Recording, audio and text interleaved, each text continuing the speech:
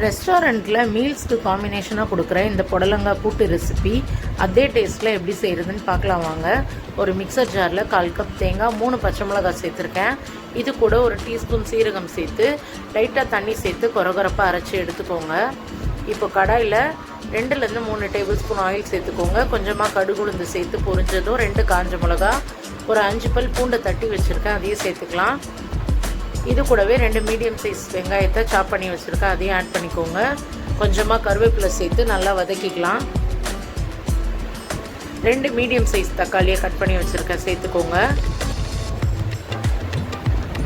தேவையான அளவு உப்பு ஆட் பண்ணிவிட்டு மஞ்சத்தூள் கொஞ்சமாக சேர்த்துக்கலாம்.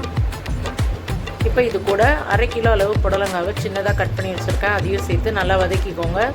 1 டம்ளர் அளவு தண்ணி சேர்த்து புடலங்காய் வேகிற வரைக்கும் லீட் போட்டு குக் பண்ணிக்கோங்க. புடலங்காய் இந்த மாதிரி வெந்து வந்ததும் 1 கப் அளவு பாசிப்பருப்பை வேக வச்சு வச்சுருக்கேன். புடலங்காயும் பருப்பும் நல்லா மிக்ஸ் ஆகி குக் ஆகி வரணும். இப்போ இது கூட நம்ம அரைச்சி வச்ச தேங்காய் பேஸ்ட்டை சேர்த்து 1 நிமிஷம் குக் பண்ணிங்கன்னா சூப்பர் அண்ட் டேஸ்டியான ரெஸ்டாரண்ட் ஸ்டைல் புடலங்காய் கூட்டு ரெடி. கண்டிப்பாக ட்ரை பண்ணி பாருங்கள். தேங்க்யூ.